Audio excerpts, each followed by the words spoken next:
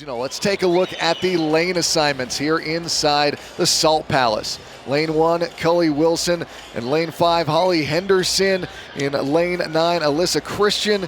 And again, this is one of those ones where the lane assignments, we saw kind of people peeking around on the rowers, Justin. They were looking at other people's standings, so to speak. We've got Carolyn Frampton in lane 16, and we've got Sheena Hammer in lane 11. Yeah, those Air Assault runners are stacked right next to each other in the lanes, and so we did see some of the athletes looking over at somebody else's monitor to see where they were in relation to the other athletes around them. It's not just enough to look down the lanes and look at the chess pieces. It's better to look at the monitors and see where you are next to your competitors. Again, we're inside the Salt Palace here in Salt Lake City, Utah, the site of the 2018 Reebok CrossFit Games South Regional. Now, let's wait for the start. Stand by.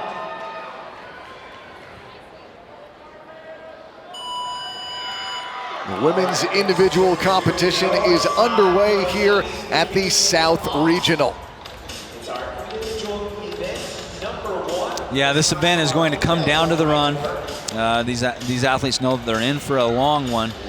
With that 49-minute time cap, they're going to start in with a 3,000-meter row, then 300 double unders, and then a 3-mile run on that Air Assault runner. So it is the longest event that has ever taken place at a regional. Up until this point, the longest event was one with a 26-minute time cap. And lane number 20 from CrossFit Choir. So they're settling in on that row. And this event really is not going to be won on this rower. We've seen in the last 2 heats of the men's competition, it's actually going to come down to that run. And so with this row, it's just settling into a good pace, trying to stay nice and relaxed on the return, but then having a nice, strong, long pull on that rower, on that handle, and getting that flywheel going. Number 16 from CrossFit Spearhead, Carlin Frampton. Again, a 49-minute cap. And lane number 15 from CrossFit Decimate, Alyssa. And you know, Ted, we talked about this with the guys. There is the potential that you could go out too fast on the rower, and even the double unders, right? And put yourself in an energy deficiency, or just kind of run out of energy and be too fatigued by the time you get to the run. And that's something that you don't want to have happen, because I think that you want to be able to save a little bit of energy for the run. And if you're going to really pour anything into this event, it would be during that 3 miles.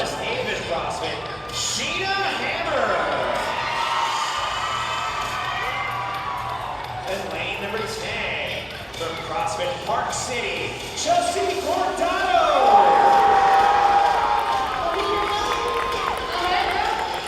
And lane number 9 for CrossFit Populous, Alyssa Christian.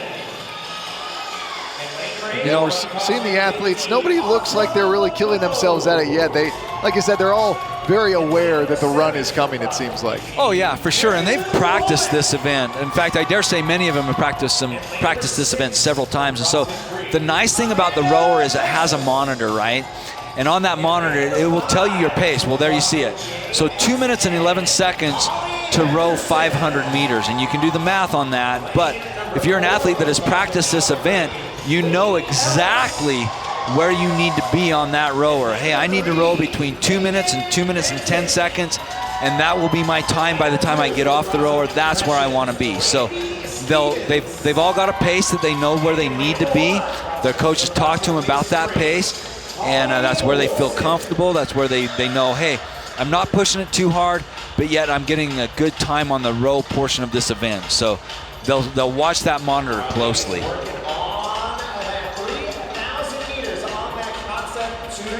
Alyssa Christian there in the center of your screen right now. Familiar faces and a lot of new faces on that road. It's interesting to see the different techniques. You see those 2 ladies there. The one in the white tights, she's faster on the return back, taking the handle back closer to the flywheel. But yet the athlete on the left with the gray tank top, she has a really strong pull and a slower return to the flywheel. So 2 different techniques, neither one of them is wrong, but the one on the left is getting a little bit of a recovery, but she's probably rowing pretty close to the same pace because she has those strong pulls on the rower. That is Randy Stevens there in the shiny white tights. And to the left of her, we've got Cully Wilson.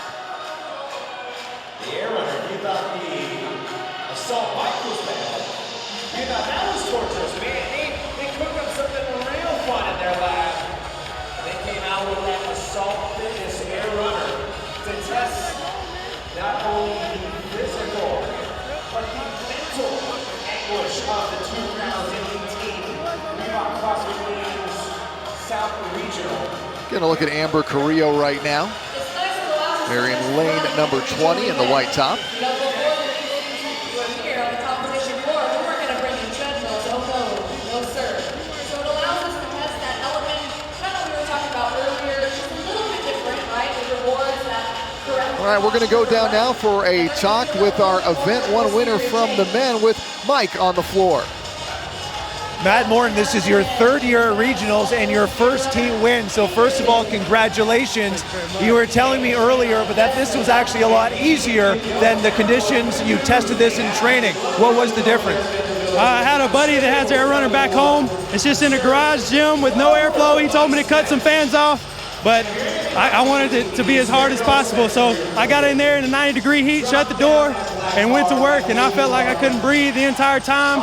Did the event in about 39 and a half, and I mean, it was a struggle the entire time, so it was a lot easier up here. I could breathe. So you started with the rower, 3,000 meters. You said your pacing changed a little bit than you had envisioned going in. What was the change? I knew from experience the last time I did it that the event is all about the runner. So I started off at my goal pace, which is about 145, and then I just went by feel. It got just a touch uncomfortable, so I just let it off. I could have easily held it, but I knew that it was important to hit it once I got on the runner. Now you're a Texas guy, so low elevation. Here we are at 4,300 feet, but you trained even higher over the past week. Where did you go? Part of my success in this workout came from taking some pre-workout. I took some pre-workout and contacted the company, 2010 Labs, and said, hey, this is an amazing product. How do I get affiliated? And he actually told me about the retreat he has for all of his athletes in Colorado, 9,000 elevation. So I got up there the first day, wanted to go hard, and I went 50 meters on the air runner, stopped, started walking. It was the hardest thing of my life, but I got here and it felt like back home. And so that was key to get up there a week early in that elevation. I'm so thankful to 2010 Labs and Brandon Pogue for putting on that little retreat. Let's focus on the air runner here, the 3 miles that you did. So what are you thinking about during that 25 minutes of just monotonous running? You got to feed off of people. I'm extremely competitive. I mean, it was dog eat dog, and the experience I had as a college football player, and I want to beat the man next to me. I want to beat him down. And so I was just looking around, really trying to feed off of everybody else's pain, to be honest with you. Like I was telling you earlier, my best friend in the CrossFit world is Travis Williams. We get along for a reason, you know. You got to be a little bit crazy to win an event like that. Well, you're a football guy, so I'm thinking Linda's probably right up your alley as well. Go rest up. We'll see you in event number 2. Thank you very much. I appreciate it. Again, a happy Matt Morton there after taking event number 1 in the men's individual competition. And it's interesting, Justin, to hear about the different way people have prepared about this. And I wondered if there would be other athletes that either got here early to adjust to the elevation, would incorporate elevation training into their programming as they headed towards regionals. Yeah, he went to Colorado, obviously really high in elevation. I know that a lot of athletes came out to the Salt Lake City area and trained around 4,300 feet. I know that there were several athletes that came to Utah and went to some of the outlying areas that are actually a little higher, like up at Park City, some of the higher elevations here in Utah too. So that when they came to this competition, they actually came down in elevation. Now, have you felt that when you've gone to other regions that aren't at elevation? Do you feel like you have an advantage? Yeah, you know, I mean, really, the best example for myself personally was when I was wrestling in college, and we would train at a really high elevation because I went to college here at 4,300 feet in elevation. And then we'd go wrestle in Oregon or California or somewhere on the coast, and yeah, that made a huge difference. So a lot of these athletes are finding that in reverse, going from lower elevations to higher. It's tough. It's always smart when you can get here fast or get here early, get acclimated to it. He has her eyes as these athletes look to finish up this event here, or at least this portion of the event. 9 minutes gone by here. Event 1, Heat 1, women's individual competition at the 2018 Reebok CrossFit Games South Regional here at the Salt Palace in Salt Lake City, Utah. Triple three, 3,000 meters on the rower, 300 double unders, and then 3 miles on the assault runner. True test of endurance. Yeah, and if you were to break this event down and say, hey, what do I need to do well on this event? I would tell you, you've got to pace this row. You've had to have practiced it, so you need to know where you need to be on that monitor every second of that row. Then once you get to the double unders, you've got to relax on the rope. And you can get going too fast, you can get out of rhythm, you can get frustrated, and you can let it eat your energy reserves for when you get on the run. But I'll tell you this event, the triple threes, is all about that run, especially with the addition of the air assault runner. So you've really got to make your money on the run. And even though it's super long, it's 3 miles, you've really got to push it as hard as you can. So if it's possible to save some energy after a 3K row and 300 double unders, that's what you need to do, because the money's going to be made on the run.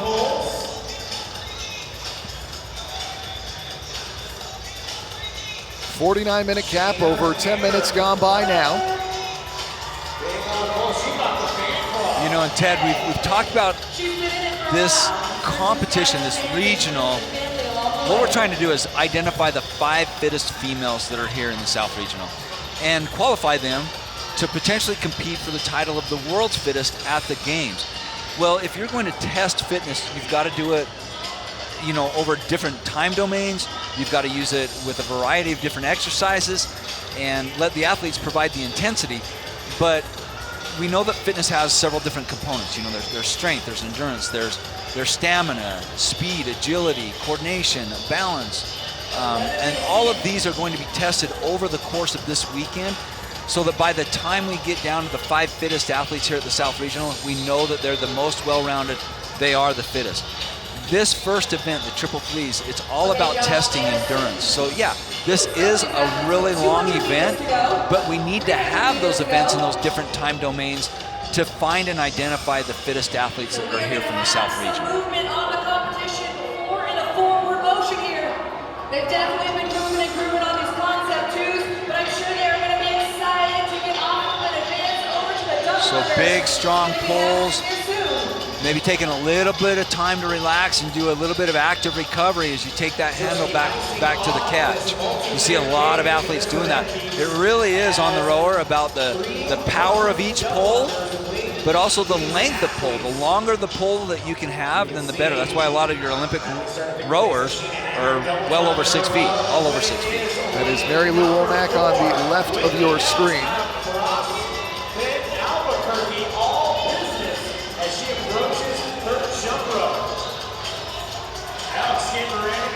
And coming out first, that is Audra LeBeau. So you really want to, I know this sounds weird, but almost conserve some energy on these double unders. You just want to relax a little bit, keep your elbows close, try not to tax the big muscles because they require a lot of oxygen, right? So you don't use those big muscles in your shoulders and arms. Use those small muscles in the wrist. You want to have quick wrists and just be nice and springy. Let your heels just gently touch the ground. Kind of relax the hamstrings and butt cheeks and just fight your way through 300 double unders. All right, it looks like Whitney Elks came out in lane 4 first, followed by Audra LeBeau in lane 8, and then in lane 10 it was Chelsea Guardado right there in the black pants and the blue top. That is Whitney Elks, who is out first. There is no room, there is very little wiggle room between these athletes.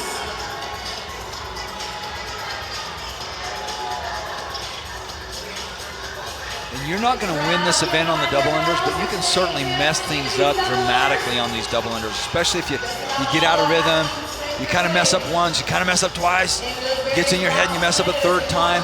That can get extremely frustrating and can really eat up seconds on the clock, and they could be valuable seconds. So, you know, just relax.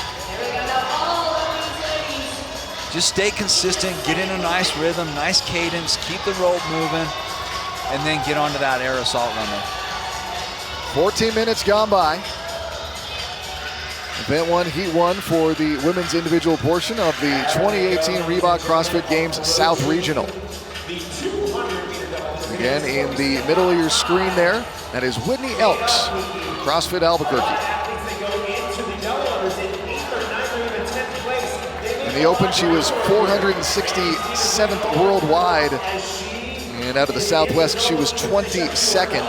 That's a big improvement for her worldwide from 2017, where she was 20,654th. So she made a big jump. Yeah, I love to see that. It shows the athletes are working hard, and that hard work's paying off.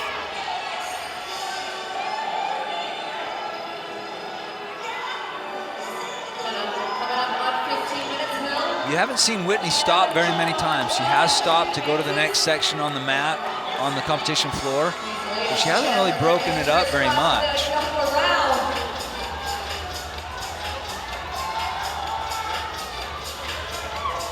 But for context, Justin, I should say, she also had other scores previously in the top 400, top 300, dating back for the last couple of years.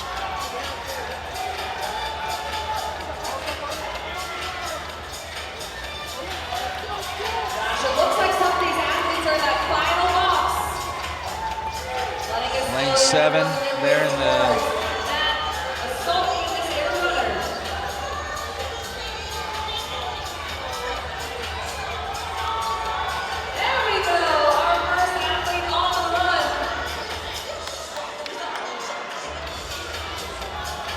and we see there in lane 13, Sarah Viets on the assault runner.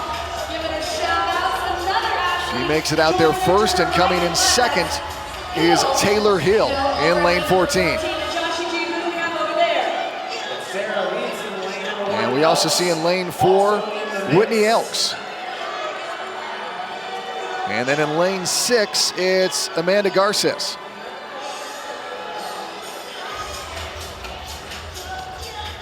And then I believe we've also gotten in lane number 8, Audra LeBeau out there as well. Whitney Elks, left of center in lane number 4. And then in the red tights, you've got Amanda Garces there in lane 6.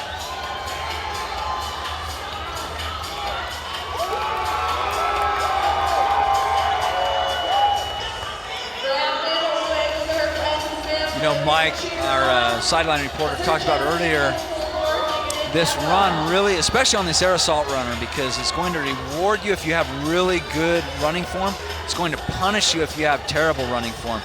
But it's like he reported earlier, it's really all about length of stride.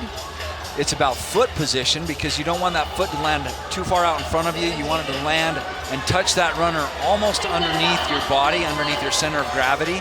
And then it's also about cadence. And so as some of these ladies are getting this runner going, it's powered by you. It's not powered by a motor. You are the motor. And so they're getting in their cadence. They're really getting this runner going, and then it's just all about staying with a consistent length of stride and making sure that their foot position and where that foot falls is under their center of gravity.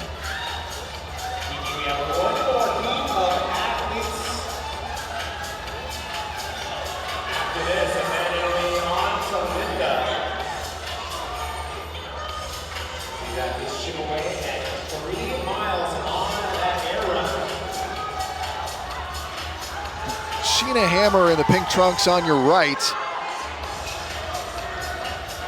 She's out of West Haven CrossFit. On the inside to her left, you'll see Chelsea Guardado.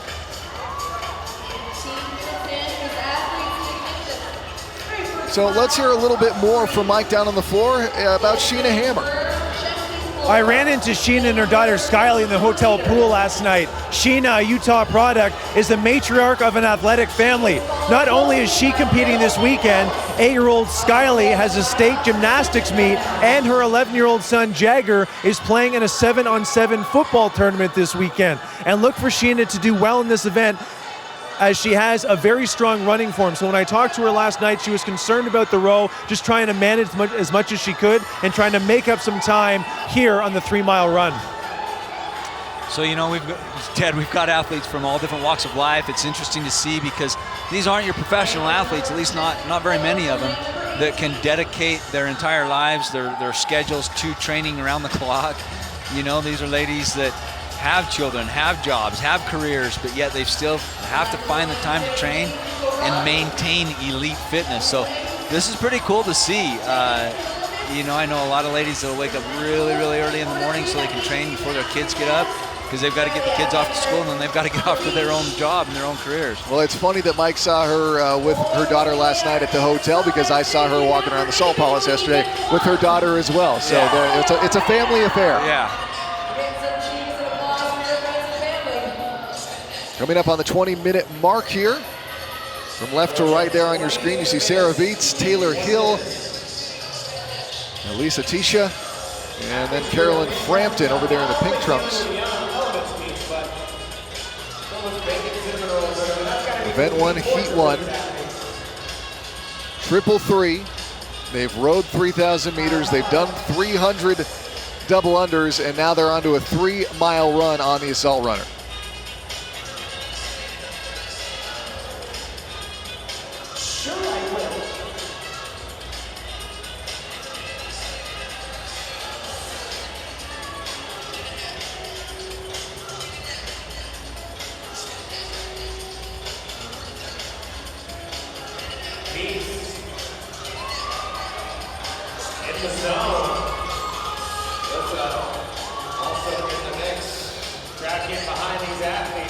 Again, on the left of your screen, that's Sarah Viets in lane 13. In lane 14, that is Taylor Hill. In 15, that is Elisa Tisha. And in 16, that's Carolyn Frampton.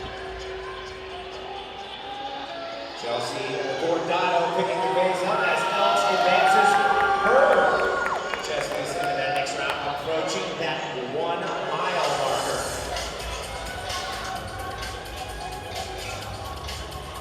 Her 1,600 meters. We got 3 athletes approaching mile 1.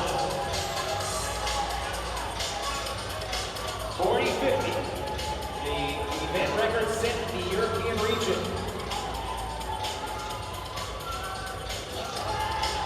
As the jazz flute plays here at the Salt Palace. That's Sarah Viets right there in the middle of your screen in lane 13. To her left, we've got Leah Irons. And in lane 11, again, Sheena Hammer. And to the right of Viets, we've got Taylor Hill there in the white trunks. 22 minutes gone by, 49-minute cap.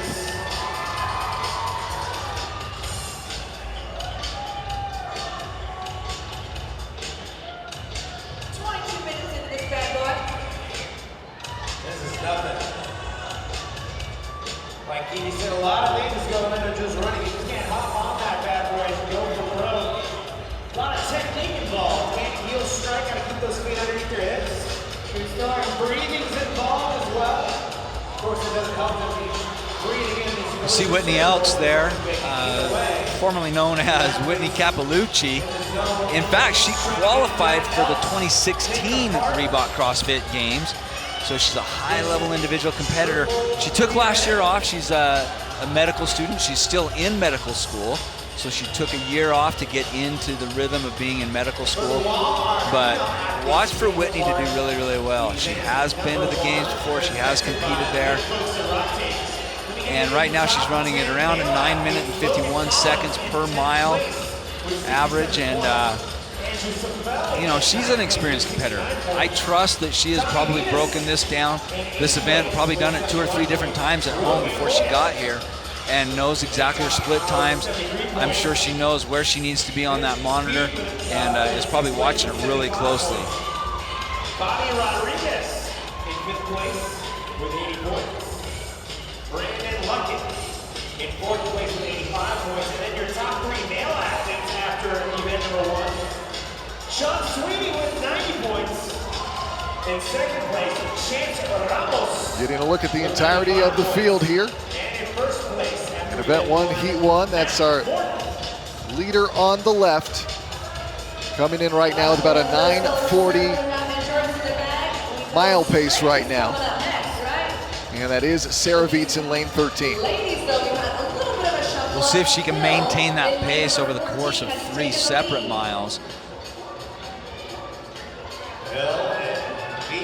And like we've referred to a couple times, Ted, this air assault runner, it's going to take you a considerably longer on the air assault runner to run 3 miles than it would if you were just doing it on pavement.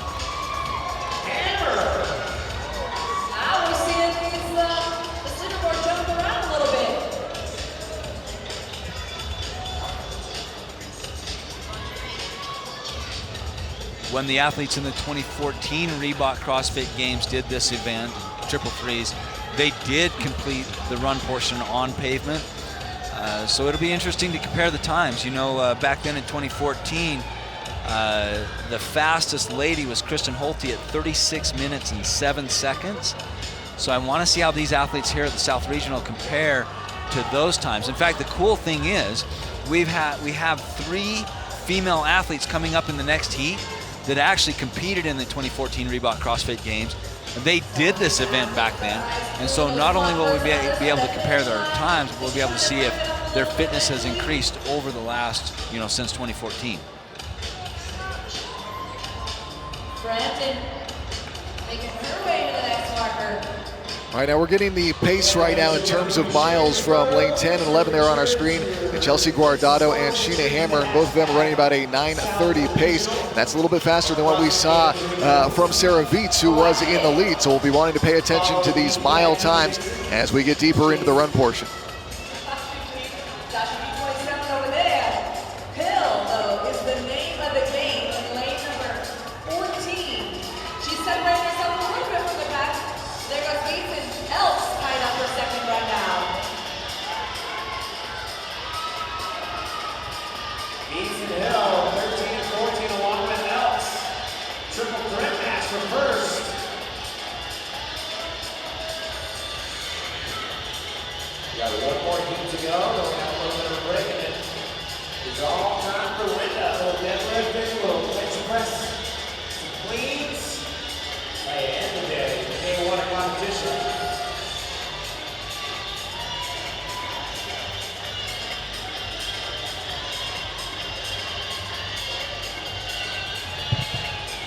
As a whole, Ted, I would dare say that these female athletes look a lot more comfortable on the run than the guys did in the last heat. A lot of them look really comfortable on those air assault runners. Definitely. I think that, you just see the fact that they've got a little less mass to carry around. And I think it's definitely helping in a longer run like this. Yeah, nice, consistent pace. I mean, you look at Chelsea Guardado, lane 13, you look at Sarah Viets. Just kind of digging in, just staying consistent, keep those legs moving, keep that belt moving on that air assault runner.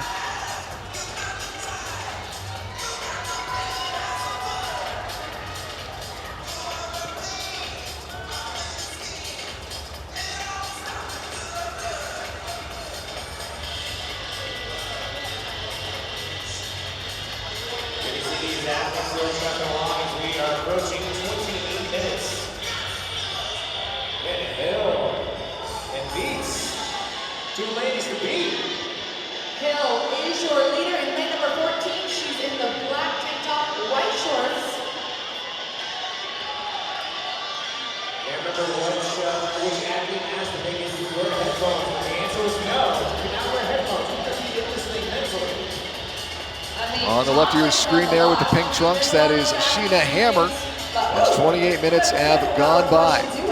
Paying attention to Sarah Viets in lane 13, and of course Taylor Hill in lane 14. They're up there towards the lead as well.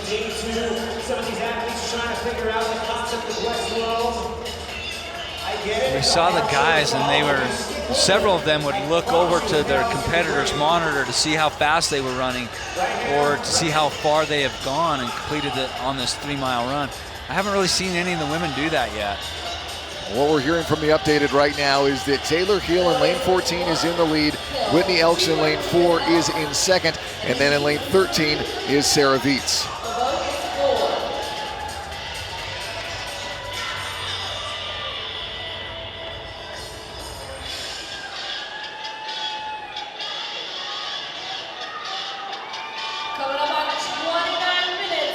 29 minutes gone by.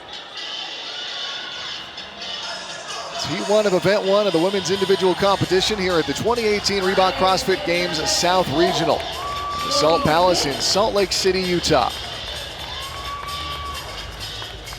I'm Ted Ramey sitting alongside Justin Judkins. We've got Mike Arsenault down on the floor as well, taking a close look at things. And we are currently competing the triple three, a 3,000-meter row followed by 300 double unders, and now a 3-mile run on the assault runner. Yeah, and we're breaking new ground at the regional from two aspects. Number one, this is the longest event that we've ever had at a regional. Up until this point, the longest event had a time cap of 26 minutes. This one, a time cap of 49 minutes. So it definitely increasing the time domain of an event here at the regional. It's also historic just because this is the first time that a games event or an event that they completed at the games has shown up on a regional level. So the level and quality of athlete is getting better from year to year. You're now seeing regional athletes take on events that just a few years ago games athletes were doing. Yeah, and again, we're over 30 minutes gone by in this. Let's take a look at the event record. Again, that is 40 minutes and 15 seconds, 800s at the Europe Regional, as done by Gabriela Magala, 40:15:08. Zeke's starting to set in for some of these athletes, BB. These athletes cramping up. And we see now there Randy Stevens in the white tights slowing down. Appears to be suffering from a classic runner's side stitch. Yeah, and part of that could be due to, just not hydrating or eating correctly with your nutrition coming in. It could actually be due to the elevation as well. And that elevation takes its toll over time, especially where you're taxing the lungs like you are on an event like this. So we're definitely, taxing the endurance. We're testing the endurance. We're digging into that engine and see how much engine you've got. Lobos sits in 4. Yeah, if you've ever had a side stitch, that is just no fun.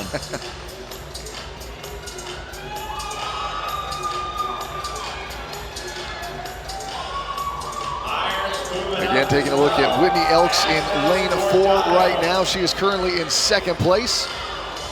To her left in lane 3 is Megan Benzik. Lane 5 there, we've got Holly Henderson. Approaching, finishing up mile number 2. We got about 400 meters to go into this second mile.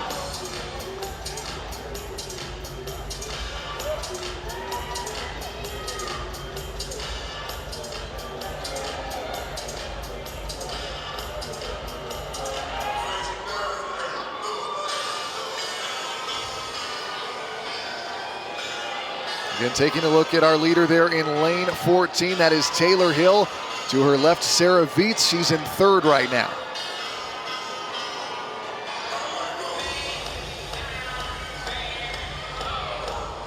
I don't think Taylor in the white shorts, I don't think she's changed her cadence hardly at all since she started in on this run. I'll bet she's keeping that monitor right. She's got a specific number that she's trying to hit and maintain throughout this run and keep it consistent the entire time. I'll bet it hasn't varied by 10 or 15 seconds either way through the whole portion of the run up to this point.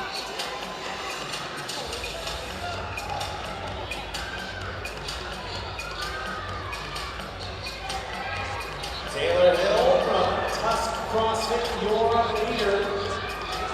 Trying to hold on to that lead as she approaches mile number 2. Viets and Elks. Sarah Viets out of Sin City CrossFit, Las Vegas, Nevada. And Whitney Elks out of CrossFit Albuquerque, New Mexico.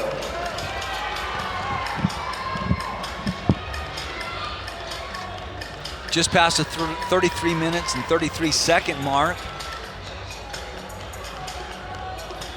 We've referred to the 2014 Reebok CrossFit Games where, several, where the athletes actually did this event back then. The fastest time was done by Kristen Holte at 36 minutes and 7 seconds. And Anna Tunnicliffe came in second place, 36 minutes and 14 seconds. And so we're fast approaching that time. However, a lot of these ladies are not even close. And the big difference, I think, is the addition of this air assault runner. Your times are actually going to be slower on the air assault runner than they would be on pavement. And back in 2014, those athletes at those games were able to do the run portion on pavement. They didn't have to rely on this air assault runner or compete on the air assault runner. Bobsled park over there in Park City.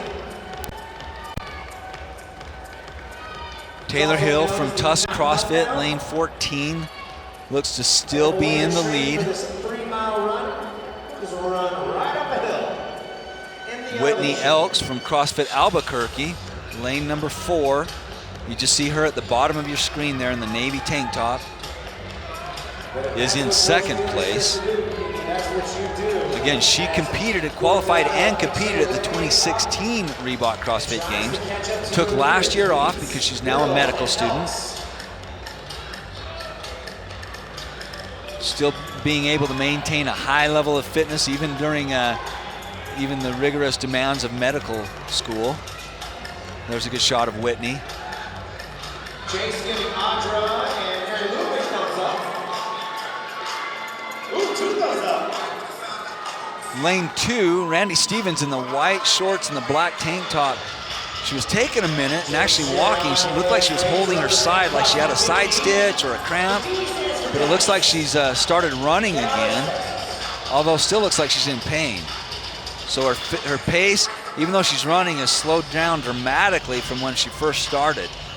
And that could be due to a lot of different factors. One, it could be the elevation. 2, it could be her nutrition or a lack of just not being hydrated, getting a little dehydrated through a long and extensive event like this.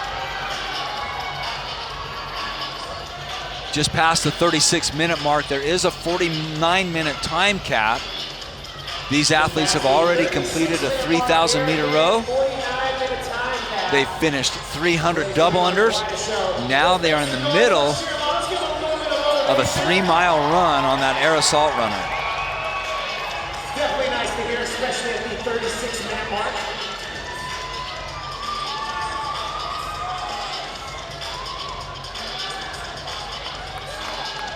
Irons getting pulled up with irons low. And this event really is all about this portion of the event. It's all about the run. The other movements, the row, the double unders, just to get you to this point. Obviously, you couldn't fall too far behind during those 2 portions, but this is really where this event will be won, is on this run. So now we're getting to the later portions of the run. You're going to see these athletes start to pick up their pace, start to really try to push it. If they've got any energy left, this is where they want to use it up, is finishing strong on this run.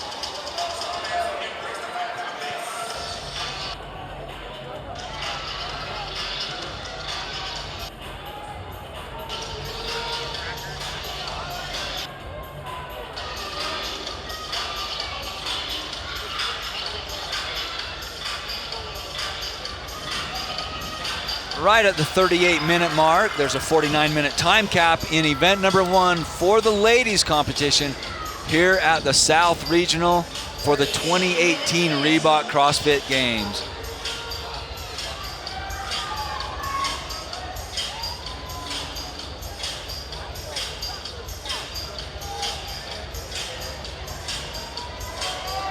See Taylor Hill on the right from Tusk CrossFit, currently in first place. Sarah Viets trying to catch. Sarah Viets is on the left. She's trying to catch up to Taylor Hill on this 3-mile run on the air assault runner.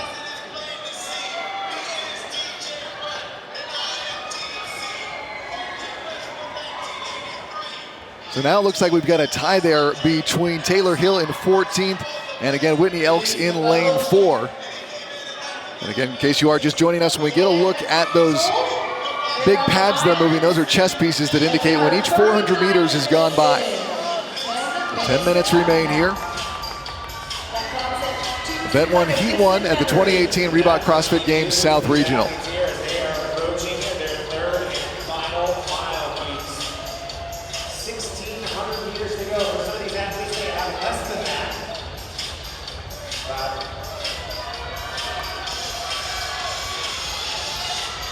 1,200 meters to go for some of these athletes as they look to cross that finish line. That record is safe, at least for right now. That event record set in the European region of 40-50. But it'll be safe for now. In lane 13, in the gray pants there, that is Sarah Viets. On the right, it was Taylor Hill, our leader. Elks, Hill, Viets, all moving quickly and looking to finish this event and under the cap. And with that curvature, the way that air runner is curved, you can see that slight curve there. When I say that it will punish you if you have bad form, it's due in part to that curve. You don't want your foot to land too far out because you are the motor. You're the thing that makes that treadmill go around. And so if you can have your foot fall under your center of gravity or right underneath you and then drive back, you're going to keep that treadmill moving around, and it actually rewards you for having better form when it comes to running. And we see there in the shiny white pants just on the inside, Randy Stevens, who looked like she was no longer suffering from the side stitch we saw her with. Yeah, she is back to running now. She has picked up her pace. I don't think she's running quite as fast as she was at the beginning of the run, but at least she's not walking like she did for a portion. And you see in lane 4 there, Whitney Elks, who is in a tie for the lead right now with Taylor Hill over in lane 14. 41 minutes gone by. The chest piece of Whitney Elks move forward.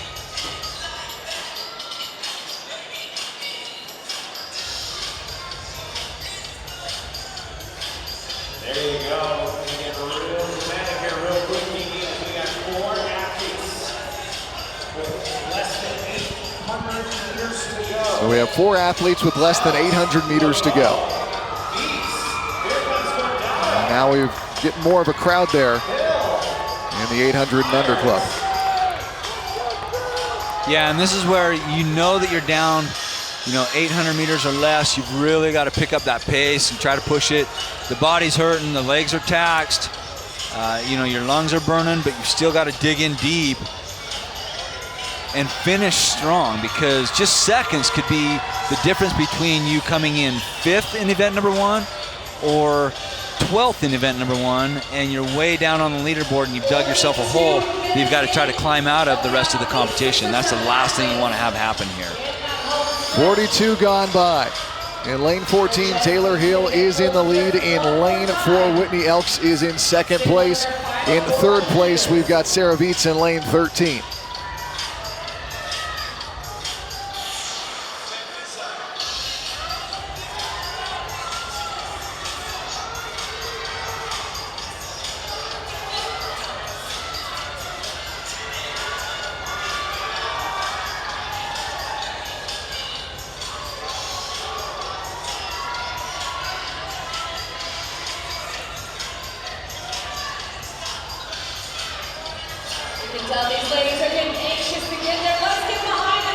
In lane 13, that's Sarah Viets, who's currently in 3rd. In lane 14, that is our leader right now, Taylor Hill.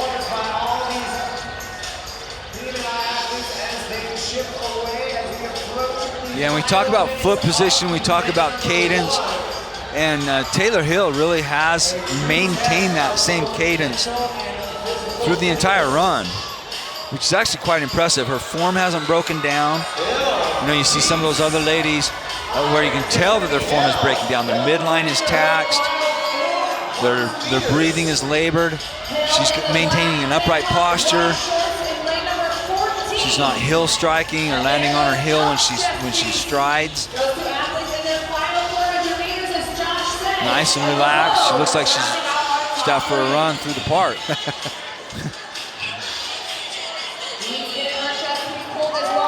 And in lane 14, that is our leader, Taylor Hill. Next to her in 3rd is Sarah Viets.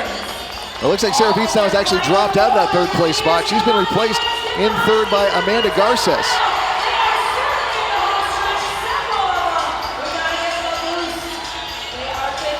Yeah, if some ladies want to make some moves, this is where they need to do it. Less than 5 minutes remain here. In lane 14, Taylor Hill is in the lead. 400 meters or less for these athletes. Hammer sprinting. So is Gordano. Elks in lane number 4 trying to take over the lead. She wasn't that far behind. So now we're getting a revised look at our leaders right now. We've got Hill in the lead. Elks in lane 4 in second. In lane 8, Audra LeBeau has moved up into third. And in lane 13, Sarah Viets has come from third down to that 4th spot. 45 minutes gone by. 45 minutes in. You can definitely tell a lot of ladies have picked up their pace. The intensity's increased as well. 4 minutes for these athletes, but at least our athletes in their final 400 meters are not going to need that time cap. Whitney Elks. Looks like a lot of them are on that last 400 meters. Taylor Hill trying to hold on to that lead. We might get our wish for a sprint off the runner to the finish. Yeah, we might. To put themselves into that hanging, into the sunken place. Which athlete is going to And it is going to be Hill off first. And she takes heat number 1 with a time of 45:44. Now we've got in lane 8, Audra LeBeau. And now we've got Whitney Elks coming across in lane number 4.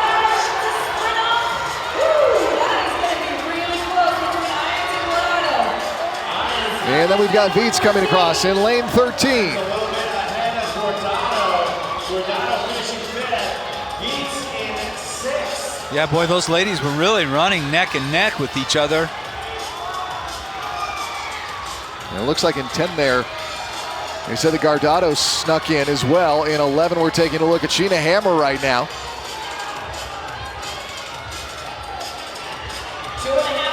And she'll come off the runner.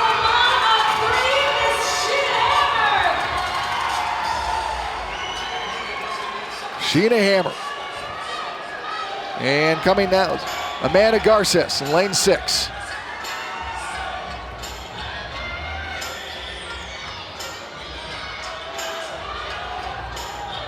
You know, psychologically, it's really important to finish an event before the time cap. You don't want to be time capped as an athlete.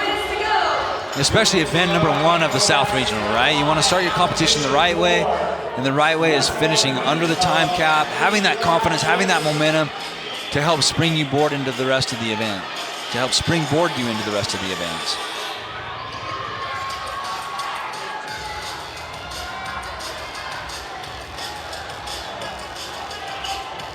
All right, that's Alyssa Christian we're taking a look at right now as she makes her way off the runner and towards the finish line. Christian closing it out.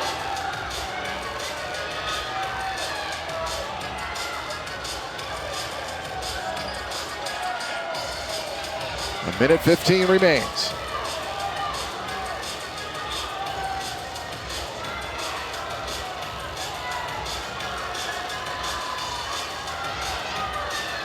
In lane 15, we're getting a look at Elisa Tisha there. And in 16, Carlin Frampton.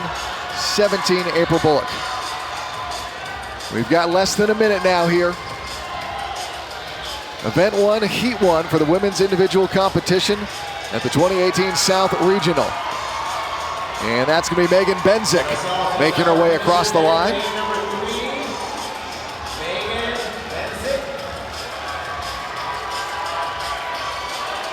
And in 19, that's Rebecca Johnson. She'll get in under the cap.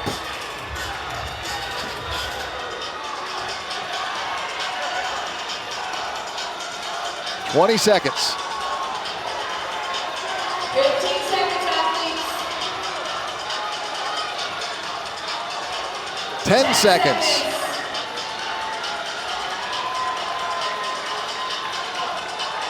30. And there's the cap for Heat 1 of Event 1 here in the women's individual competition. And our winner, Taylor Hell, 45-43-85 to take Heat number 1 here. Yeah, she was not the first one onto the runner. However, after the first part of that run, she really jumped out to the lead. She maintained that cadence, she maintained that pace. I'm sure she had that monitor that she was keeping a really close eye on and knew right where she needed to be. But it was interesting. She looked the same at the end of the run that she did at the beginning of the run, and she maintained that pace throughout the entire event. For Heat number 2 in the South Regional for the women. And again, we are going to be looking, well, a lot of people are going to look at 9 and 10, Justin, there with Tennille Burline and Camille Leblanc-Bazinet, as well as Bethany Chadbourne in lane 7. Let's pause now for the finish and see this get underway.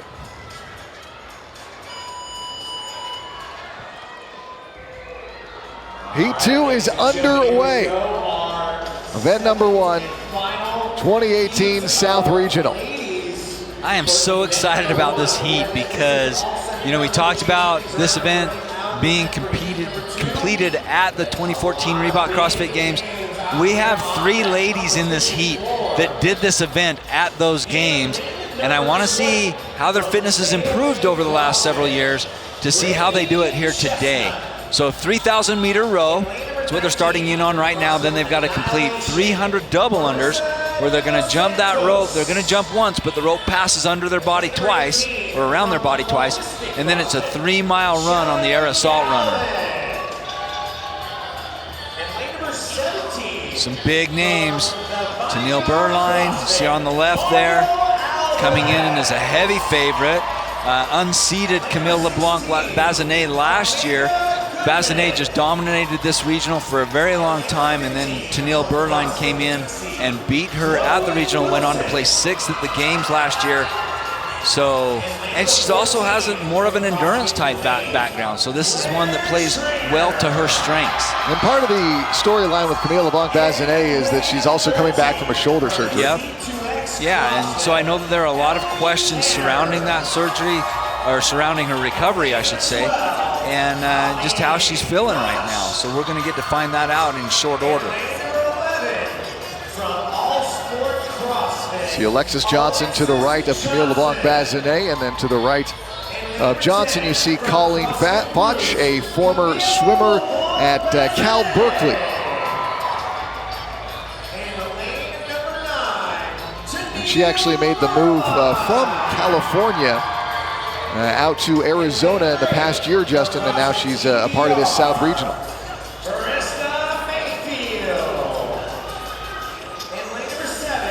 Yeah, and this event, you know, it really is going to come down to the run. You don't want to go out too hot in the first part of this event. You don't want to row too fast and really get too tired. There's Margot Alvarez.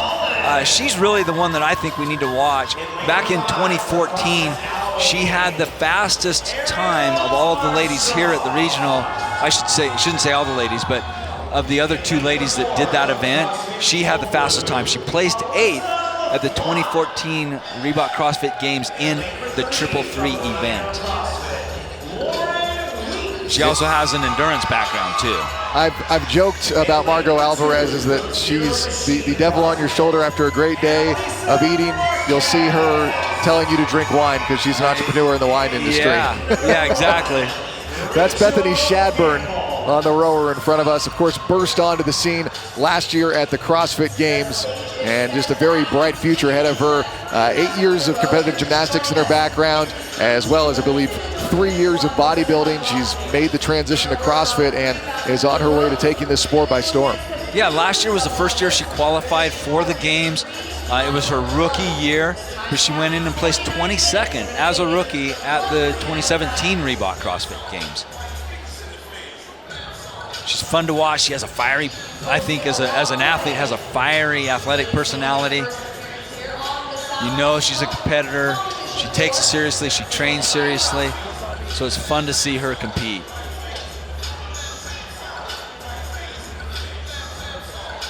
And again, there's Colleen Foch. Again, a former Division I swimmer at Cal Berkeley. She barely missed qualifying last year. She placed 7th, and you got to be top 5. so she was 2 places out. She's also worked really, really hard in the off season. And she's also had a shoulder surgery of her own in the last 18 months. So that's part of her storyline as well.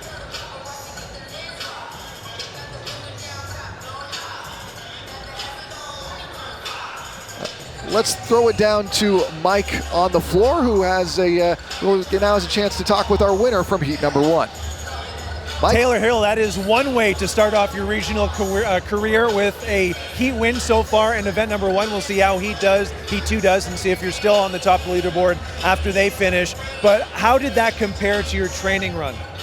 I did it a little bit faster in training, but I think it took me a little while to get used to the assault runner. I did it on a true form, and the assault runner threw me off a little bit, so it took a little bit to get used to that, but once I kind of got the hang of it, it was fine. I think we have to nickname your coach Nostradamus, because you said every day you do an EMOM of rowing, double unders, and running. Why is that? Just to kind of, I can't even talk. I'm so nervous, I'm sorry. So what was going through your mind when you saw that this was the first event of the competition? I was super excited just because that's my warm-up every day. We do some type of EMOM of running, rowing, and doubles. So I saw those 3 movements and I was like, this is my thing, I can do this. So I was really excited for this one. So you had a plan coming into this event in terms of your pacing on both the rowing, how many double unders you do, and the air runner. How closely did you adhere to what you wanted to do coming in? I stuck to the game plan. The row was 2:05 pace, split the doubles up into 50s, and then just go hard on the run. So first appearance at the regionals, what is it like competing in front of this crowd? It's awesome. The crowd helps so much. I love it. What goes through your mind during the 25 to 30 minutes on the air runner? Just don't think. You just kind of have to zone out and do your thing and not think about it. Don't think about the pain. A terrific performance here in event number 1. We have Linda coming up in event number 2 later this afternoon. How does that line up for you? I'm excited for it. I'm not used to benching, but I like all the movements, so I think it'll go well. All right, we'll rest up for it. We'll see you in a little bit. Thanks. Thank you. We are 6 minutes and just about 30 seconds gone by here in heat number 2 of event number 1 for the women's individual competition at the 2018 South Regional inside the Salt Palace in Salt Lake City, Utah. We've mentioned that this event will come down to the run and how well those ladies do on that air assault runner. Not so much about the row. Now, the one thing that you've got to be careful on the row, you need to row at a steady pace and you need to be okay, but you could go out too fast. If you're really trying to make up a lot of ground on the row, man, you can get really, really tired, which would affect your performance as you go into the double unders and the run part. So you just want to stay nice and relaxed here. You want to have a strong pull out, a nice recovery back in. You see a lot of ladies taking a little bit more time as they bring that handle back towards the flywheel. One thing that you do want to do is start the movement with a hip driving back. Lots of power in that pull. And then keep that chain nice and flat. You don't want that thing bouncing around very much.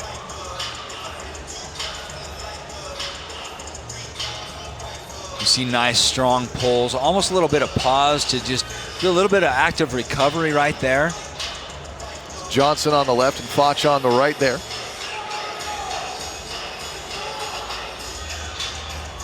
These ladies are watching their monitor, Ted, and the reason why they're doing that is because it identifies to them how fast they're going, obviously, but it breaks it down into 500-meter pace. And so they know, hey, if I'm rowing between, for the ladies, they might be between 1:55 and 2 minutes and 10 seconds on their 500-meter pace.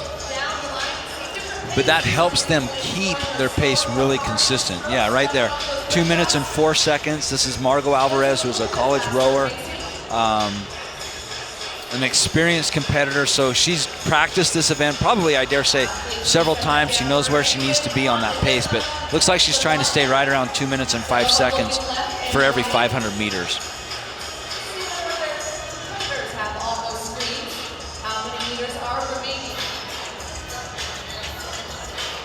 That's Bethany Chadbourne on the left of center of your screen.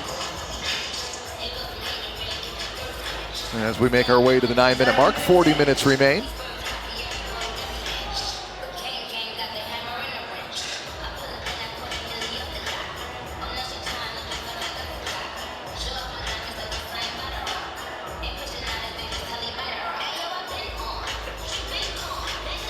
All right, let's go down to Mike on the floor for a little bit more information on Bethany Chadbourne. I had the opportunity to talk to Bethany Chadbourne after the briefing last night, and she can no longer fly under the radar. She made it to the games last year, finished 22nd, but she was also a part of a Road to the Games episode earlier this month on CrossFit.com. So she realizes that she is kind of feeling the weight of the expectations. The nerves really started to settle in over the past couple weeks, and especially last night. But for her, the nerves are normal, and she knows they'll pass once the buzzer sounds and the competition begins. So this long event is actually a great start. She can kind of ease into the competition. She's been here for a week to try to acclimate to the elevation. She tried this event on Saturday, her second day in town. She couldn't finish it. She got time capped and she was forced to walk. But it took her a couple days to acclimate. She's feeling good and expects to not only run the entire 3 miles, but finish under the time cap. You know, in addition to her background of gymnastics and bodybuilding, she's also done 4 triathlons, Justin, and she's done multiple half marathons. So that endurance will definitely play to her favor as this event continues. Yeah, all of that under her belt, and she's a really young athlete, so she has a great future in CrossFit. It's going to be fun to watch her over the course of her college or her CrossFit career. In the blue tights and the pink top, that's Camille Leblanc-Bazinet, 2014's Fittest Woman on Earth. Of course, right next to her, on her left, is Camille Leblanc, or to the left of the screen, I should say, to the right. Look how strong those pulls are from Camille. She is just crushing that rower.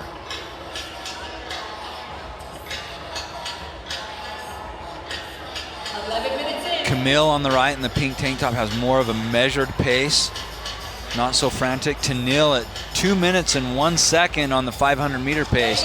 So about 4 seconds, 5 seconds faster pace per 500 meters than Margot Alvarez that we saw just a few seconds ago. Well, we can see that if Camille is approaching the final 100 meters, we're getting ready to see who's going to make their way off the rower first. Heat 2, event 1 here at the South Regional for the women's individual competition. Big, strong pull. We know that the double unders aren't really going to trip her up or anything, so she's going to cruise through the double unders as well. The question will be is how fast can she go on that run?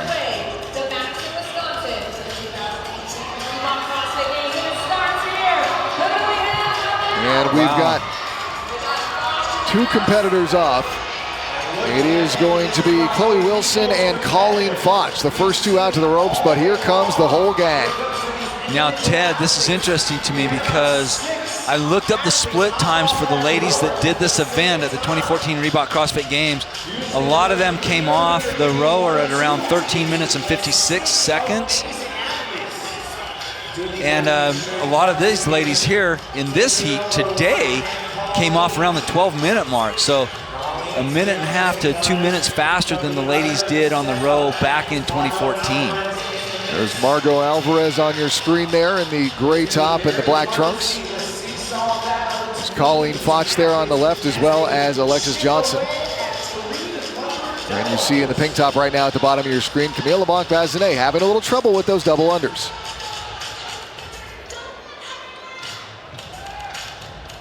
Next to Camille Leblanc-Bazinet, you see Camille Leblanc as we make our way down the entirety of the field here in heat number 2.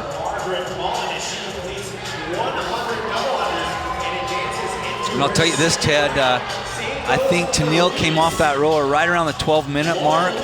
We know that the event record was set in Berlin, Germany, and she came off her rower at 11 minutes and 37 seconds. So Camille is only about 23 seconds off of the event record pace coming off of that rower. Margaret Mullen in lane 6 now. And we've also got in second place, looks like Camille Leblanc.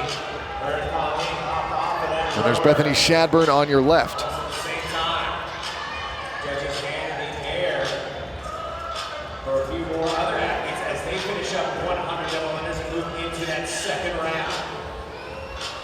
And you know, you just want to stay relaxed on these. I know it sounds weird, but you're just going to try to conserve a little bit of energy, get your heart rate back to where it should be after a big row like that, and now just relax. Be fluid through these double unders, get in a good rhythm, and stay with that rhythm through all 300 double unders.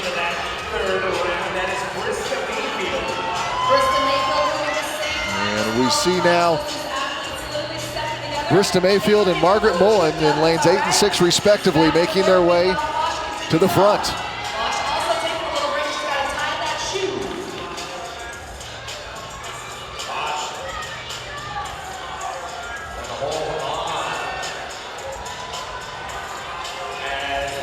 A little bit of active recovery here, just controlling the breathing. But again, it's so close, Kiki. At any moment, one of these athletes can take over first place. Again, like I said earlier, this is the most competitive we've seen for individual athletes. Krista Mayfield in the purple tank top. She's got a quick cadence. We talk about pacing on the double unders. She has a really quick cadence, quick wrists. And so here she comes onto the assault runner. She is in the lead. She is the first to the run portion and wastes no time in getting going. Alvarez in second, followed right behind is Mullen. Not a lot of wiggle room here. She was 6th in the South Regional last year. She's making her case. Yeah, Brista was 6th, and she needed to be in the top 5 in order to qualify for the games last year. She missed it by, it wasn't even very many points. It was like 18 points that she missed qualifying for the games. Sometimes there's nothing like a defeat to help fuel your passion and your drive to get back to the games the following year. So I know she's worked hard. That's probably eaten at her every single day of training through the past year. Krista Mayfield on the right in lane 8 and lane 6. That is Margaret Mullen. And now we see Bethany Chadbourne in the middle there, waking her way onto the runner as well. In lane 5, we've been joined by Ariel Armstrong. Ariel Armstrong, excuse me.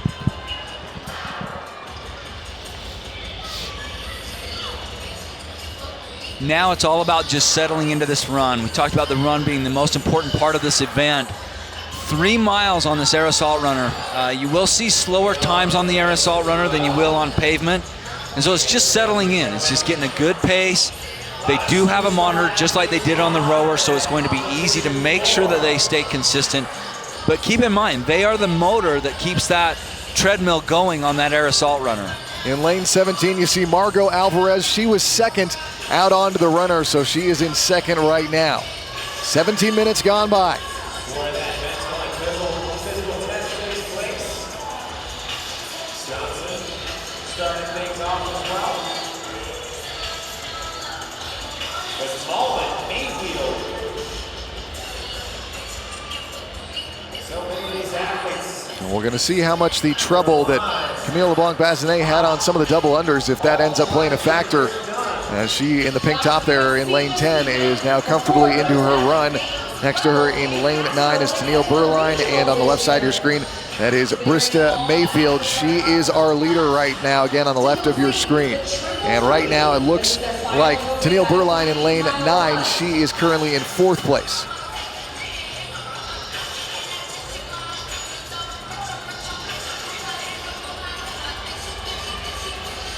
$18 minutes now, 49-minute cap.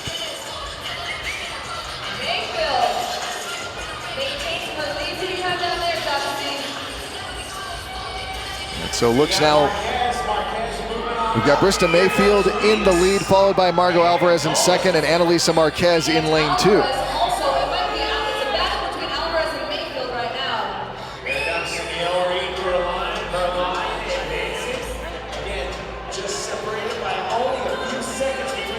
And you look at Margot Alvarez there, lane 17. She's in 2nd right now. We refer to the 2014 Reebok CrossFit Games where the ladies did that event back then. Margot Alvarez did compete in the 2014 Reebok CrossFit Games. She did the triple threes back then. She actually placed 8th with a time of 38 minutes and 14 seconds. So I want to see how her time compares today. Next to her, you see Amanda Goodman in the fluorescent red or fluorescent pink tank top. She was also at those games and placed 32nd with a time of 42 minutes and 59 seconds. So we'll be able to compare some of these times to when these ladies did this back in 2014.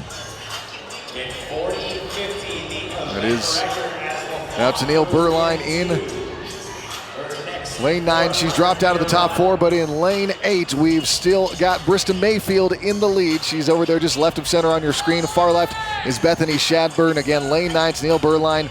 Lane 10, Camille Leblanc-Bazinet. 11, we're looking at Alexis Johnson, and you can slightly see on the outside far right, Colleen Foch as well.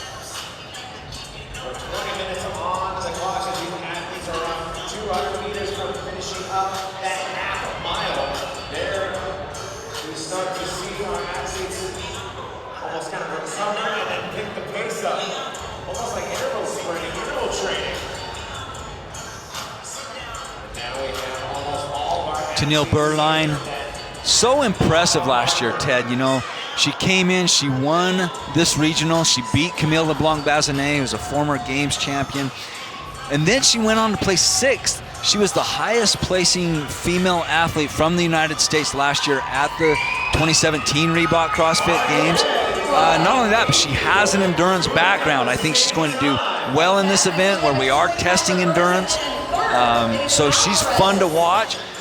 In 2016, when she went to the games then, she placed 7th in the Ranch Trail Run. She also completed Murph and placed 16th at Murph. And then even last year, that longer event that they had at the 2017 Reebok CrossFit Games, the Run Swim Run event, she was 5th. So the longer events do play well to her strengths. Right now we're seeing some movement atop the leaderboard here in this event, as we've seen in lane 2. Annalisa Marquez take the lead. Krista Mayfield has dropped to 2nd, and Margot Alvarez is holding on to that spot in 3rd place.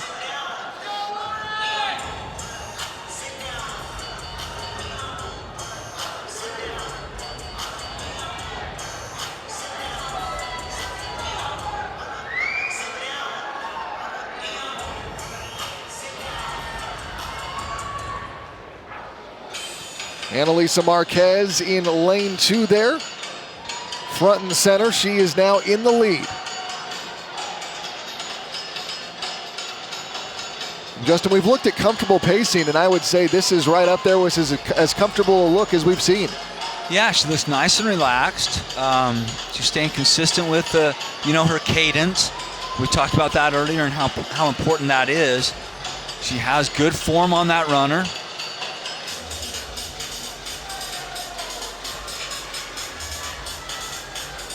All right, well, sitting in 3rd right now in the center of your screen is Margot Alvarez. We're going to go down to Mike on the floor for a little more on her. Mike?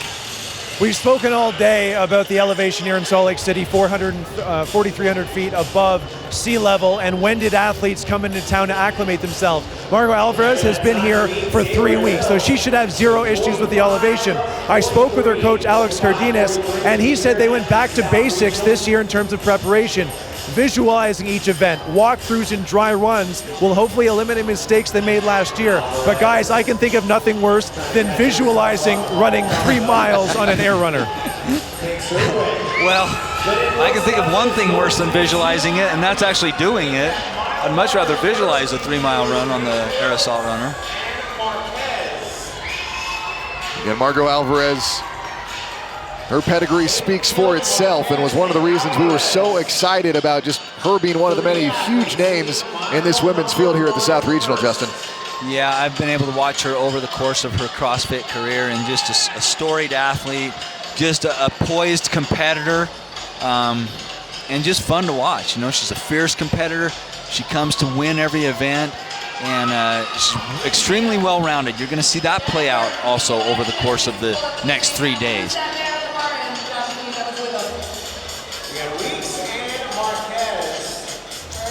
You know, another athlete is Bethany Chadbourne that's fun to watch. She's coming in. Her rookie year, placed 22nd at the Reebok CrossFit Games, 2017 Reebok CrossFit Games. Mike made mention of it a moment ago. She was on that video that CrossFit HQ put out, Road to the Games.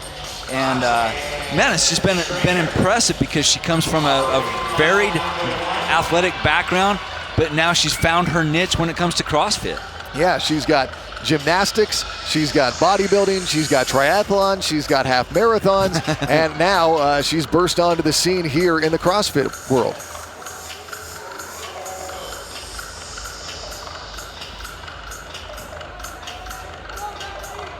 Heat 2 of event number 1 for the women's individual competition here at the 2018 Reebok CrossFit Games South Regional inside the Salt Palace in Salt Lake City, Utah.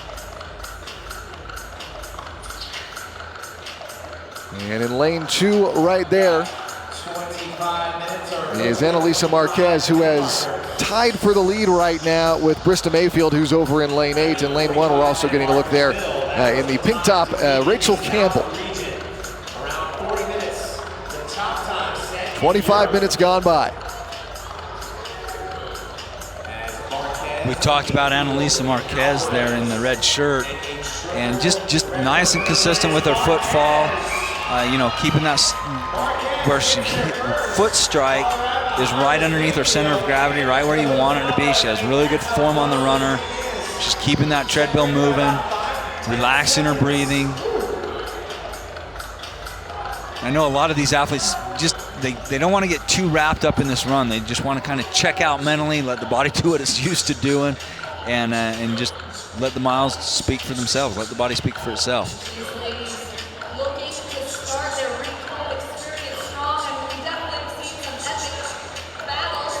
And of course, one of the big stars here is Camille Leblanc-Bazinet, hero from the 2014 games. Let's talk about that.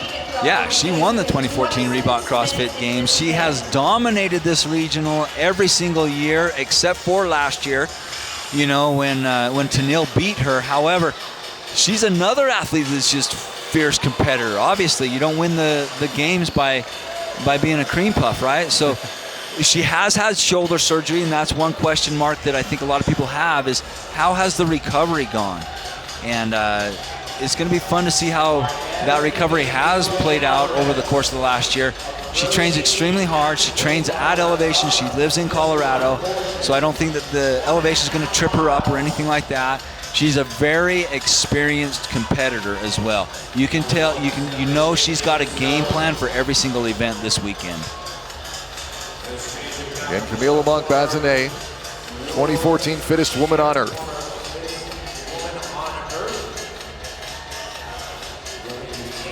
Approaching 27 minutes now, 49-minute cap.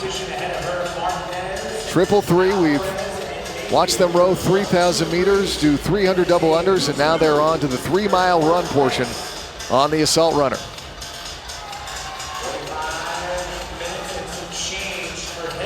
Emily Tanner in lane 13, in 14, it's their trainer. Lane 15, that's Chloe Wilson. Lane 12, Colleen Foch. 11, Alexis Johnson. And just over there on the left side of your screen, you can see Camille Leblanc-Bazinet and Tennille Burline. Time to beats is 45:43:85. That was Taylor Hill in heat number 1 of event number 1. Event record, Gabriela Migala, 40:15:08 at the Europe Regional.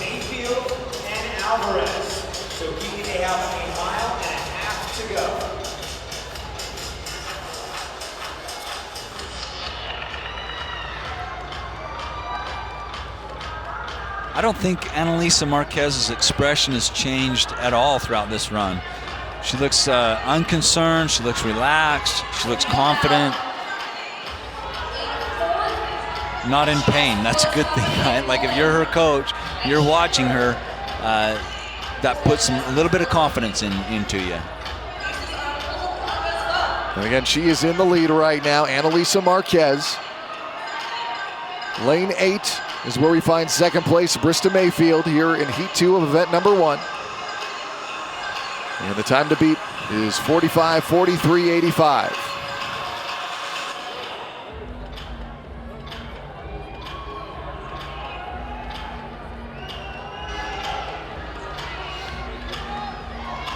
.20 minutes remain here. You know, another athlete to keep an eye on, I think, is Alexis Johnson. She's in lane number 11.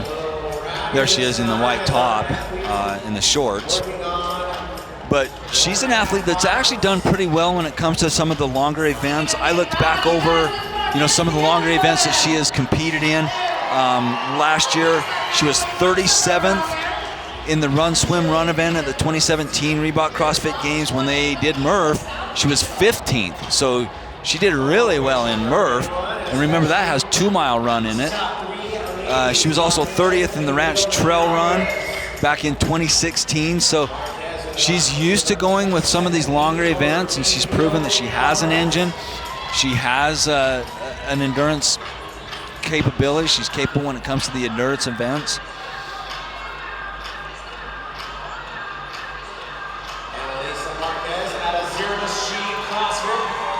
Yeah, I think she is one to keep an eye on throughout the course of this event, throughout the course of the weekend, excuse me. Yeah, she got here by being 32nd in the Open worldwide.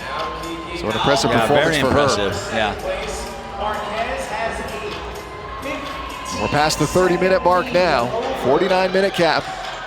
Annalisa Marquez in lane number 2 remains our leader. Margot Alvarez sitting in lane 17 is in second place. And again, in the red top there, left of your screen, left of center, that again is Annalisa Marquez, our leader here in heat number 2. The time to beat is 45:43.85.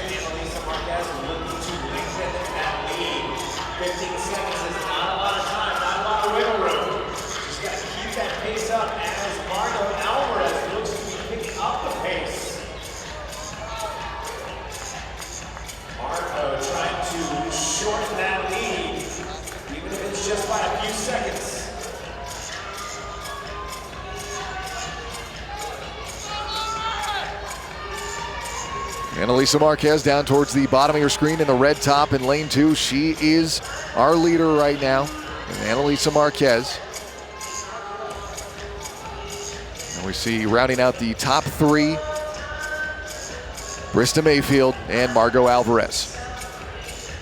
So those are the 3 we're watching right now. But as we've seen over the previous heats of both the women's and the men's competition, a lot changes once you get closer and closer to that 40-minute mark. Then everybody starts picking up their paces, and the placings and the standings change in a real hurry. But again, lane 2, Annalisa Marquez, she is in our leader here for the 333 Heat 2. Again, event 1 at the South Regional.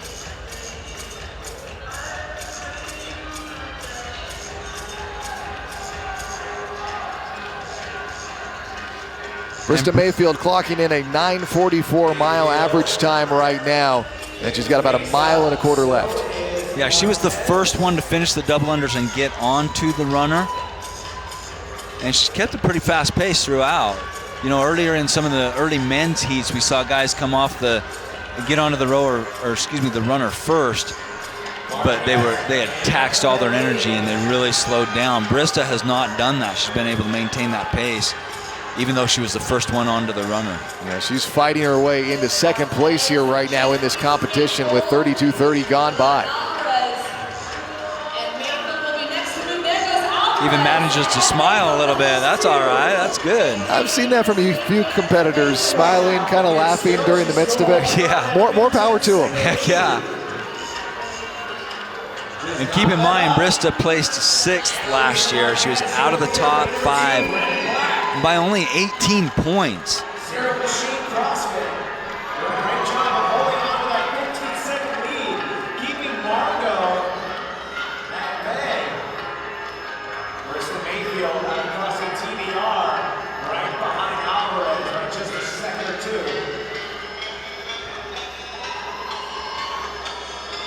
And if you're just joining us and you see them moving those pads, those are the chess pieces, and every time they complete another 400 meters, they'll move them back to represent that 400 meters has been run. And again, they are in the process of running 3 miles right now on the assault runners. After having rowed 3,000 meters and completed 300 double unders, so bear that in mind.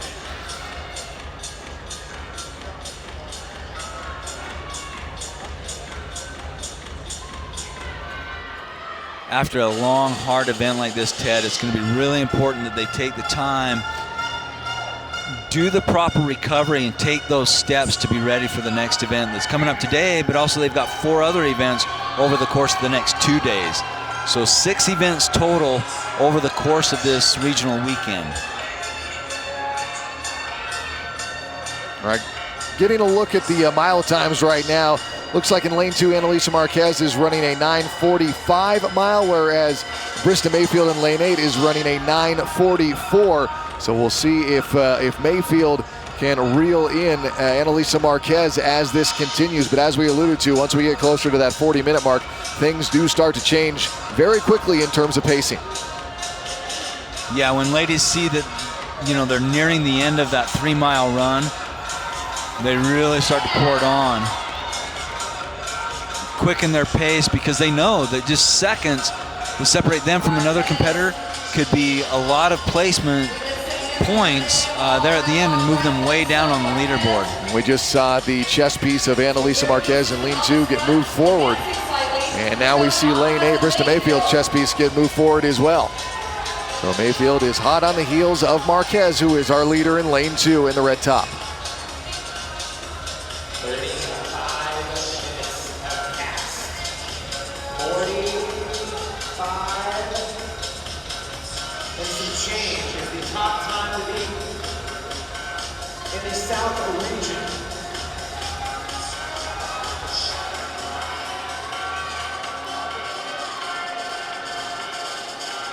The event record 40-50. Marquez into her final mile. Marquez is making her way into her final mile now as we approach the 36-minute mark.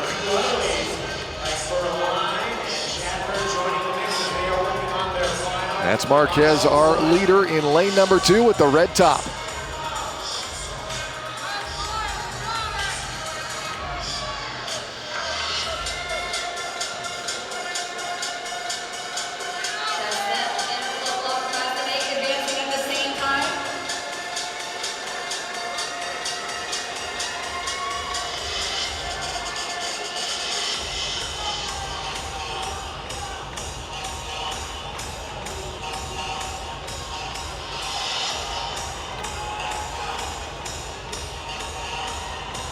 Lane number 2, Annalisa Marquez. She is our leader right now. She, Margot Alvarez, and Krista Mayfield repping the top 3 for the moment. 37 minutes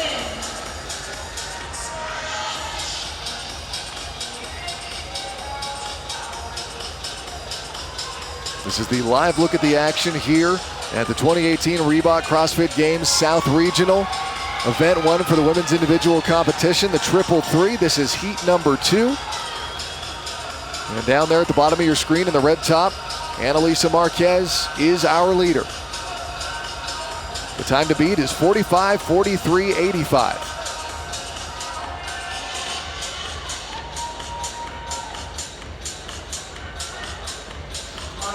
Yeah, we talked about some of the competitors that did the triple 3 event in the 2014 Reebok CrossFit Games.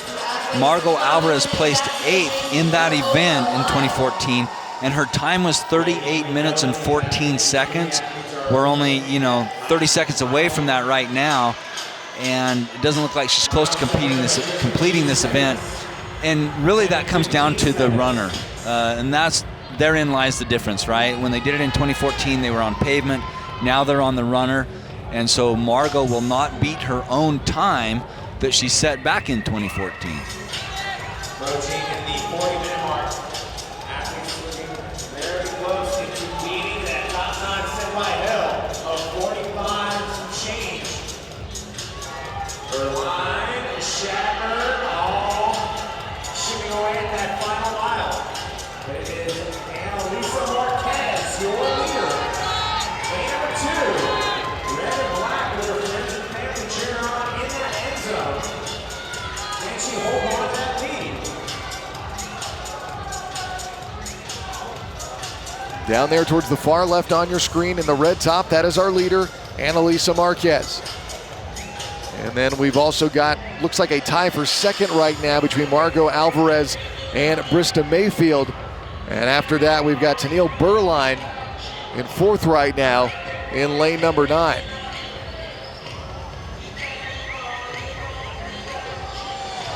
So definitely testing the endurance component of fitness here this weekend, starting right off of the gate. Event number 1, this is all about your engine. This is all about testing that endurance. Over the course of the 6 events that we will do here at the regional, we're going to be testing those different components of fitness. Strength, stamina, endurance. They all play a part in how fit an athlete is and how good of an athlete they are. And so we're going to be able to identify by the end the 5 fittest females from the South Regional, and endurance is just one of those tests. Marquez remains in the lead. 20 seconds ahead of the other ladies. We're hearing a 20-second lead right now as she's down in lane number 2, left of your screen, red top. Alvarez sitting in second right now in lane 17. And Krista Mayfield in third. She's in lane 8. There's Margot Alvarez. She's sitting in second right now. The game's veteran, as Justin has alluded to, has that endurance background. And it looks like she's actually moving a little bit faster now than when we checked on her a little bit ago, Justin. Yeah, I think she has picked up her pace. Obviously, just mentally knowing that the event is nearly over, and that the other competitors are right there with her. She can look down the lane and see the chess pieces as well. So she's going to pour it on here at the end. She wants to have a strong finish in this event and really jump to the top of that leaderboard. That puts you in the later heats coming in tomorrow, and that's where you want to be as an athlete here at the regional. And that is Annalisa Marquez, and she's trying to run down Taylor Hill, who set the standard in heat number 1 at 45:43.85. That is the time to beat right now. Again, Taylor Hill taking heat number 1, 45:43.85, and it's Marquez right now in lane 2 in the red top that is currently in the lead here in heat number 2.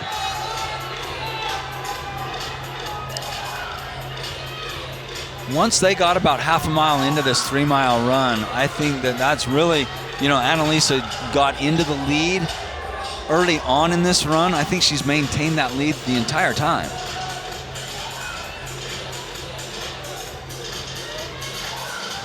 Well, she's still looking just as comfortable as we saw right when she did take that lead. Exactly, and I was going to say that's really impressive to establish the lead early on within the first half mile of this 3-mile run and maintain that lead. Typically, you'll see a lot of lead changes as certain ladies let the fatigue set in or get more tired and kind of slow their pace, but she's been able to stay out in the lead the whole time.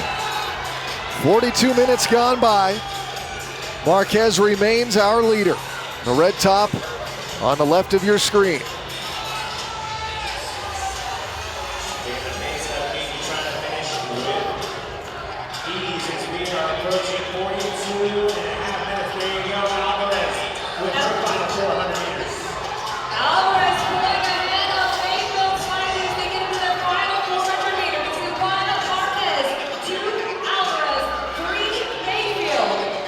So Marquez holding on to her lead. We're hearing that Margot Alvarez is sitting in second place still, and Krista Mayfield in 8.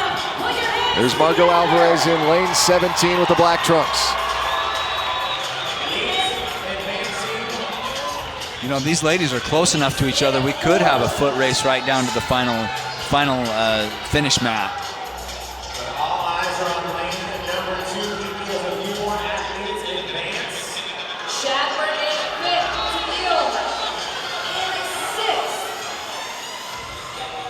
We're also going to be paying attention to Camille Leblanc-Bazinet. Again, she's got the pink top more towards the middle of your screen as we monitor her in her comeback from shoulder surgery.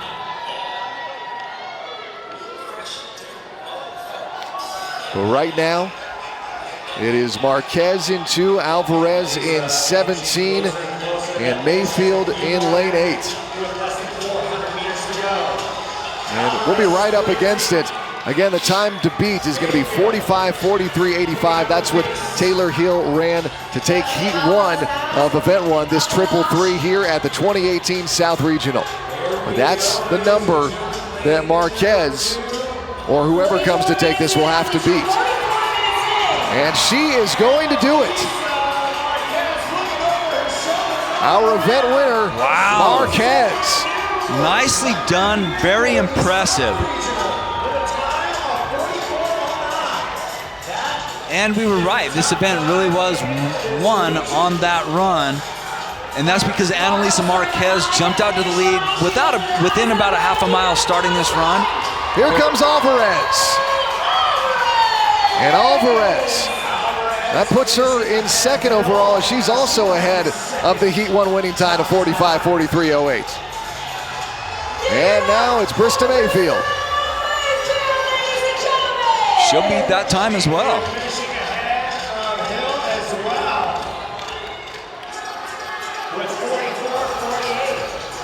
In lane 3, that's Lauren Weeks. And here comes Weeks.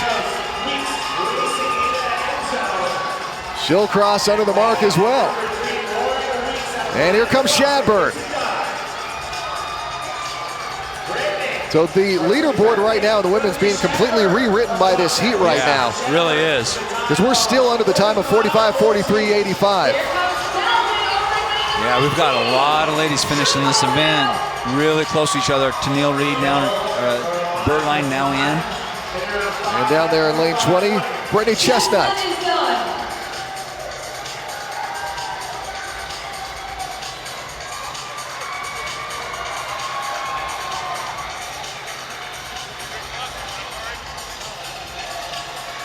And in lane 6 now, we're getting Margaret Mullen.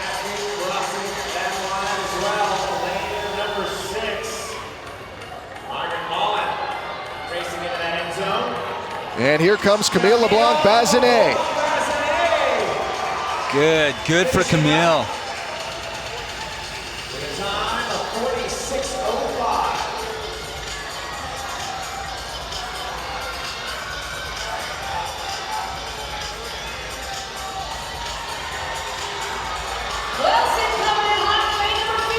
And that's Chloe Wilson.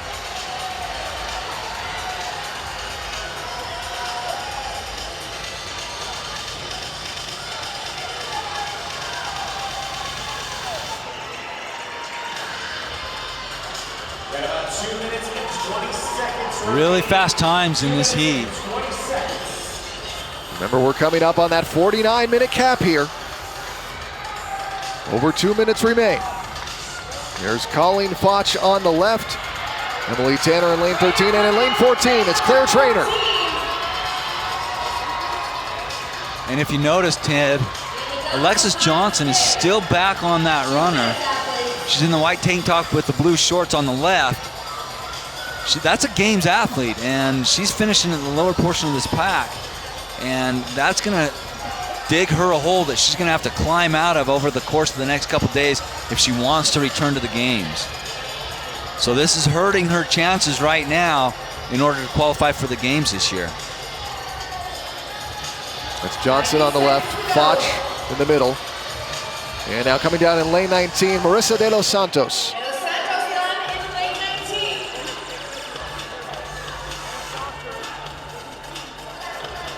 You know, and the same thing could be said for Colleen Foch. She was placed 7th last year, only missed qualifying to the games by 2 positions, 2 place points. And this is hurting her chances to qualify this year. There she goes. Colleen Foch. She'll come in right about the 48-minute mark.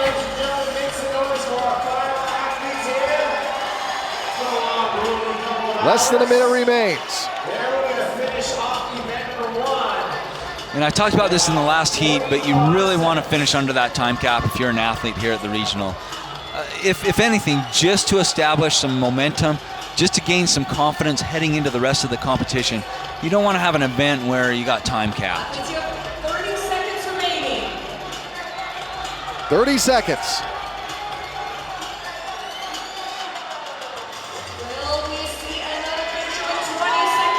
And coming in lane 5, that's Ariel Armstrong. 15 seconds. Just got her master's degree last weekend. She didn't do anything special to train this year for the games. She just did the normal show up to the affiliate and do the workout of the day. Next, Alexis Johnson. They will all get bit by the cap at 49 minutes. But an impressive performance there from Annalisa Marquez. And she and I want to say just about the top 7 completely rewrote the leaderboard here. They really did. 44:09.97. Significantly faster than Heat 1's winning time of 45:43.85.